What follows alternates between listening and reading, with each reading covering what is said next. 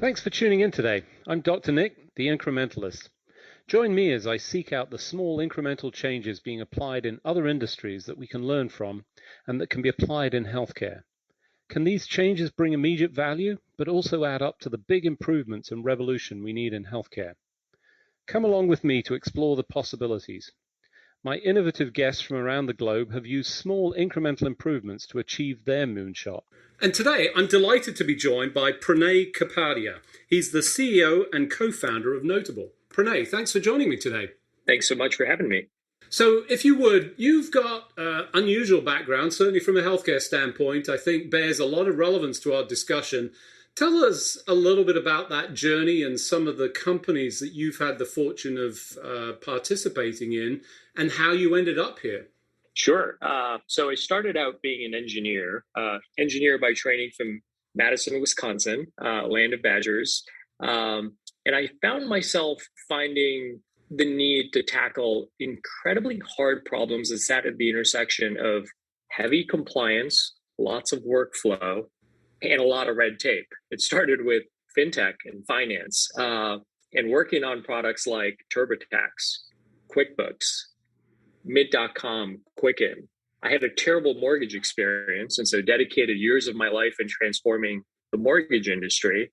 And if you've applied for a loan with banks like Wells Fargo, US Bank, you'd actually utilize products and platforms that we've actually built in changing what used to have a net promoter score of -70, which is close to cable companies, to actually being something that is transformational and had a net promoter score of +70. After years of doing that, my family of physicians actually complained about being the highest paid data collectors in the world. And when you look at healthcare at large, I was struck with how manual the operations from the front desk to the back office were. When you actually call in as a patient, from the time that you call in to the time that you get a bill, there's likely between 20 and 35 sets of hands that have actually touched that data, despite the digitization of health records. It's insanity. And the physician and the caregiver was at the core of it all.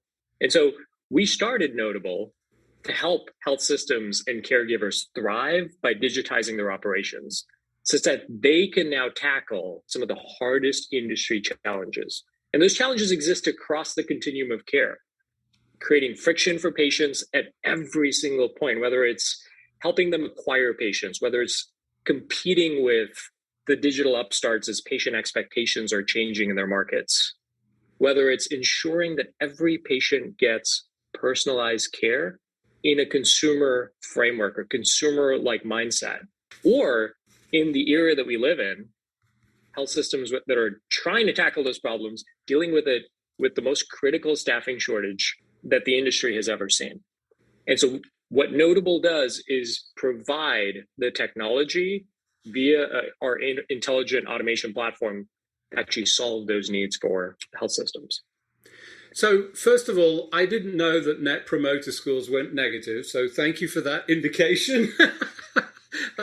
I've obviously been fortunate enough to work for companies that haven't had that problem, so that's a discovery. You identified one of the things that we saw not just in the paperwork and the back end, but that was also true in the hospital. One of the surveys that I did very early on in my career was the number of touch points with a patient in a 24-hour period. We did time and motion studies, and it totaled up to over 130 people that visited a patient in their room. And, that was shocking, I think, to many of us that you go, really, that's the kind of interaction. And I think you're seeing the same with the whole process that goes through to sort of create this interaction that, at its core is relatively simple. You examine the patient, take a history, but to get to that point, there are so many contributory parts. So Notable has sort of taken an automation approach. You've clearly got experience. You took something that I don't know if it's comparable, and you've obviously got the experience to talk to this. I certainly feel like the mortgage experience is complex. I don't know if it's as complex. What's the similarities and what did you benefit from in that? There are times where we pinch ourselves on the similarities. Now, there's a lot that is different, but there are three stakeholders, if I could simplify the world of lending at large, it's a consumer, it's a banking system, and it's an investor who's actually backing that loan. The consumer goes through a variety of steps to prove they are who they say they are, to prove that they can actually pay back what they're asking for, and to prove what they're actually buying is worth what they're paying for. The bank or the lender is collecting that data, packaging it, sending it back to the investor to say, here's the loan, will you approve it? Let me pause for a second. That's almost exactly how healthcare works. There's a patient who's actually, they're not trying to buy anything. Yep. They're trying to take care of themselves, but they still have to go through, are you who you say you are? Can you be paid for via insurance in some which way? And what is wrong, which is the collateral. We are the collateral in healthcare. There's the health system that's trying to collect all of that data on you to try and figure out and identify, do I have all the right information to provide you with the best care? And then will it be paid for on the back end? And then there's the payer who's actually providing all the rules that the health system is trying to abide by to provide the best care. Just like in lending, those incentives do not align. You know, I without you sort of running through that, it would never have occurred to me, even though I've been through the mortgage experience and, you know, struggled with all of that. But those similarities are striking. And obviously, you managed to smooth out that flow with automation, with technology. You've now taken that experience, and based on the recent announcement, you're applying this in, you know, some pretty important ways that, you know, are going to impact that experience. And we're not just talking about the primary interaction with patient and provider, but going beyond that and starting at the first interaction that we have with the system, which, let's be clear, has got to be one of the most frustrating experiences for anybody that lives in the 21st century. We sort of check our, you know, usual experiences and say, oh no, it's healthcare. Everything's different, right? It is. This is why we're so excited about this release and why we're so excited about the new addition to the Notable platform. You know, intelligent scheduling that can help systems allow patients to book appointments with the right caregiver, be matched with the right caregiver. But what's key about it is with this, we're not just saying you can now book electronically. Our goal here is to eliminate call centers from the entire American healthcare industry. Think about it for a second. When was the last time you, as an individual, called a travel agent? Right. Setting up a flight is hard. It's actually digitized operations. It's consumer friendly, where my parents, my grandparents actually do it without a phone call. And they still have to say no to a ton of upsells and added points and whatnot. But it's hard if you actually step back and think about it. And yet we live in an era where 55% of all calls in a call center for healthcare are tied to schedule. That needs to stop. That has to be the lowest hanging fruit on the planet, in my mind. The idea that we're over half of that activity is about scheduling, and there's nobody that I know. I mean, maybe the sort of the silent generation might prefer that interaction by telephone, but most don't. Why is that the case? Why are we still there? You know, there's two problems that we've actually seen. And you could actually break it down into, there's an inbound problem of complexity, and then there's an outbound problem of just knowledge.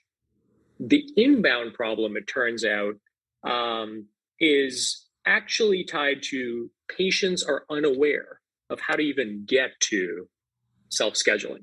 Try going to your health system today and figure out how you can do that. It's faster to get there with Google by putting in schedule at your health system than it is to actually navigate their websites. Right.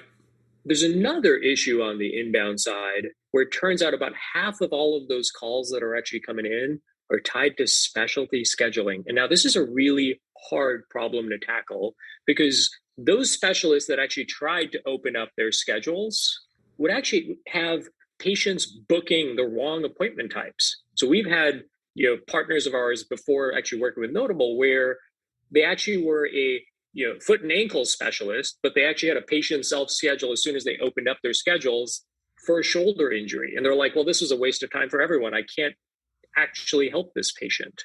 And so there's been this anxiety to turn things on in certain ways for the inbound. And on the outbound side, what's actually really interesting is there's one more thing on the inbound side that's really crucial. All the existing point solutions that actually help this today collect information from you as the patient and then drop it into a work queue. And you still get a call. Hey, can I just validate your insurance information? Can I validate your address? And so you still have this manual touch point, even though people think they've solved online scheduling. So that's the inbound problem. On the outbound problem, this is the one that actually surprised us the most. No one even tracks it. No one knows how. And everyone's focused on the upside, on the upfront issue. But it turns out 80% of scheduling actually happens after that first appointment for follow-ups, for orders, for follow-ups that you didn't follow up on. There was an x-ray that was scheduled that we know you haven't come back in for care gaps, where we actually know you need to come in for a Medicare annual wellness exam, but it hasn't been scheduled. And the way that those are tackled today is another work queue for somebody to actually, in a health system, pick up the phone and call you.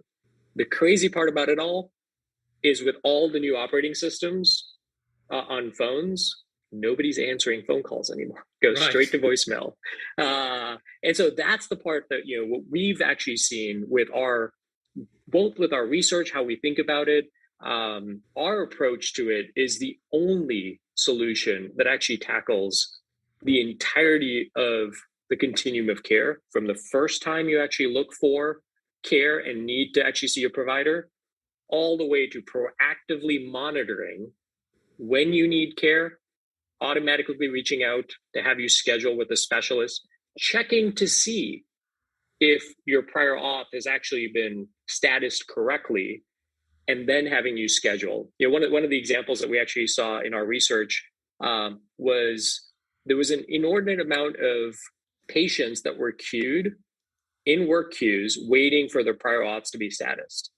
Even worse, 20% of them had actually scheduled and now needed an outbound phone call to reschedule because the prior auth had not been approved yet. Now, that's a terrible experience for the patient because they're just going to go somewhere else, or at least try to. It's a waste of resources for the health system, and it's a job that is perfect when automated well. And so we are the only solution that can actually support the inbound and the proactive outbound while eliminating the need for staff work.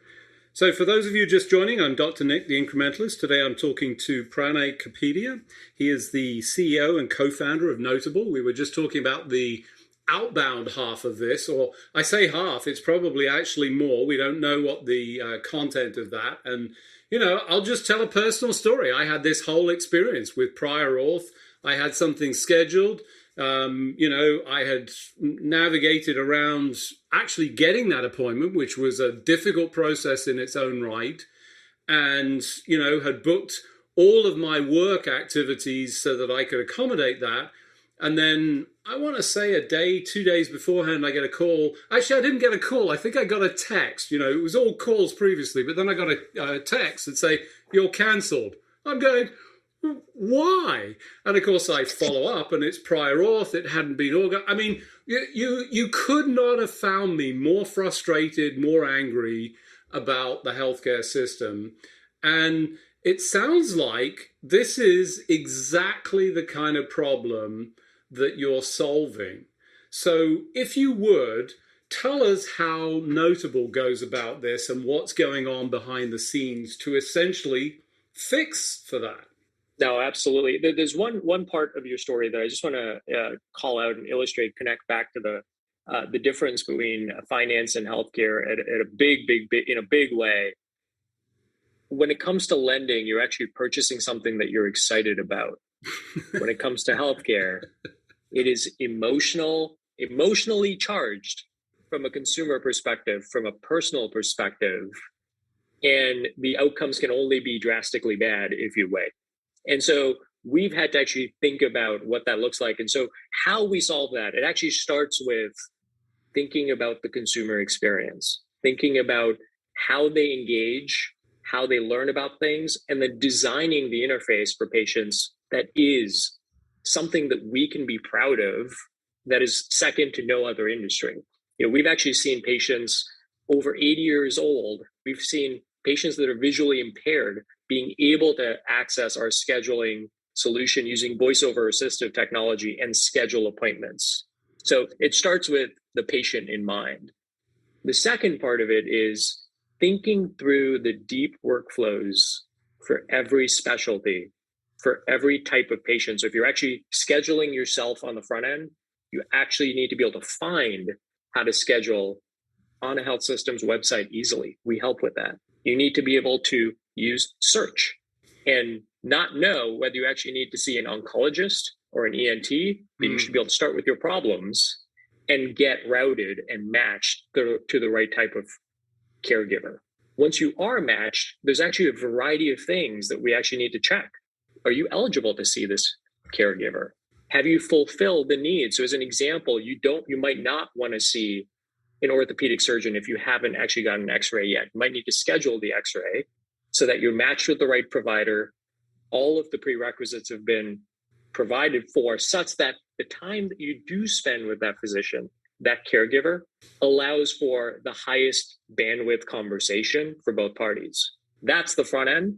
On the back end, it's proactively monitoring populations and proactively mining to check for orders that may have been placed that actually need a follow-up visit scheduled, to check for referrals that may be coming in through a fax queue. We actually have digital assistants built that can actually mine through faxes to identify which patient this is, match it with the EHR, and figure out if we should actually outreach to schedule. To check prior auth statuses to make sure that patients are actually scheduling at the right time, and to support different types of care gaps in case you actually need care based on what we know are best practices across the industry. The way that it actually works with existing technology is another key part of it. We've actually had to deploy not just using open standards and APIs, be it working with the Epics and the Cerners and the other EHRs out there. They've been great partners to us. But also, where APIs don't exist, utilizing our own proprietary RPA, or robotic process automation, to actually be able to mine information from faxes, from analog data, in a way that can actually digitize this for patients, but also for staff. So deep understanding of the workflow, and then thinking through every single friction point and applying technology in unique ways to actually solve it.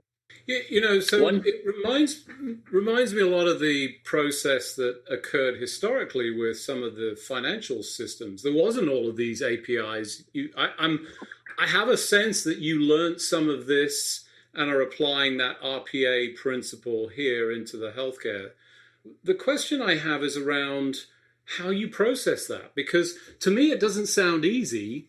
I, as a clinician, if I was talking to an individual and shepherding them through to get them to the right place, right time, I'm not sure that I would be able to do that efficiently, but you clearly are. You're pulling in much more than I potentially can. How are you going about? How are you training these systems? Yeah, no, it's a great question, and definitely a lot of insights coming from finance. The way we actually connected TurboTax and Mint and Quicken to 6,800 different financial institutions was using RPA, because there wasn't an API that existed at the time.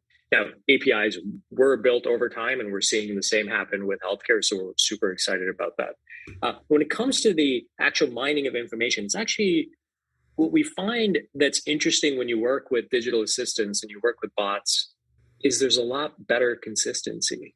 It doesn't have to be black box of it's just like thinking for itself and going about doing things, but it's actually consistent if a physician is actually putting in a follow-up with me in 4 to 6 weeks.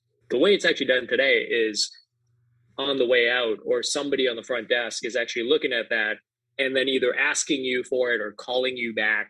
Right. The way that we do it is the digital assistant just reads that texts the patient on the way out, collects patient sat on the visit, but also gives them the ability to schedule all in one experience for that physician, knowing that time frame, because we can use natural language processing to identify those things.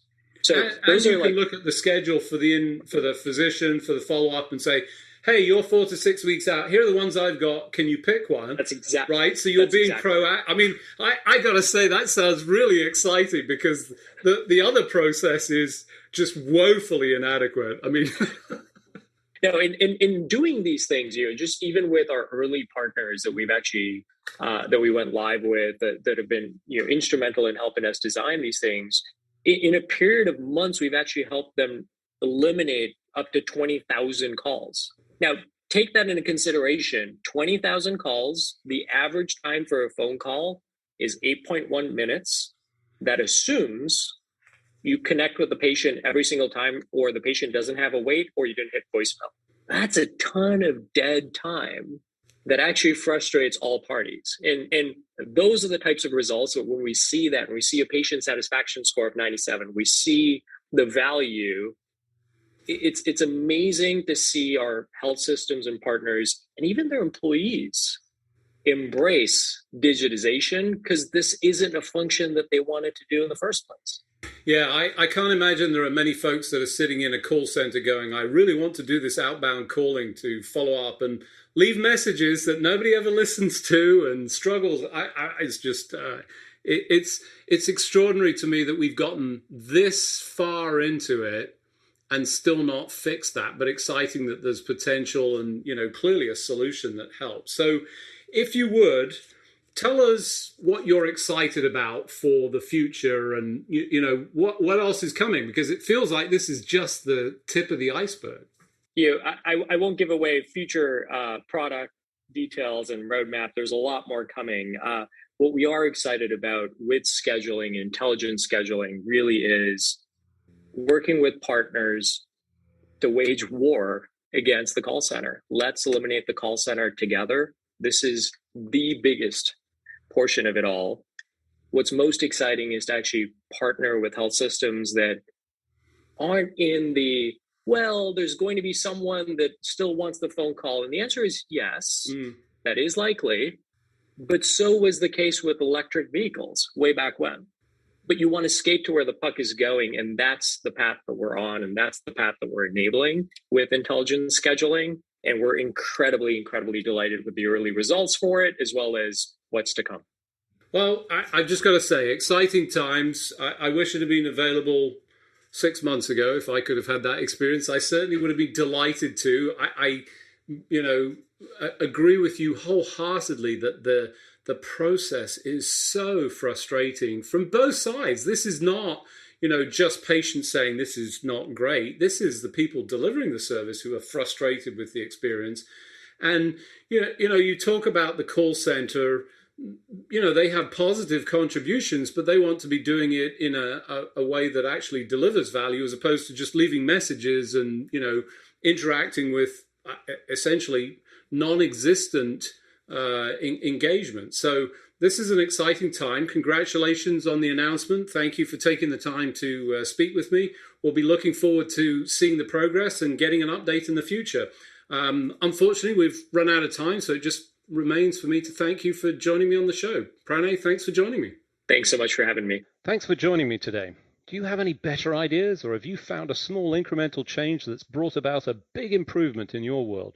Let's continue the conversation on our hashtag, The Incrementalist, or share with me at Dr. Nick1 on Twitter. You can find more information about the show on our program page at healthcarenowradio.com. And tune in next time to hear my discussions with leaders and innovators from around the globe who've revolutionized their space by using small incremental improvements to achieve their moonshot. I'm Dr. Nick, the Incrementalist, and I'm starting a revolution through evolution.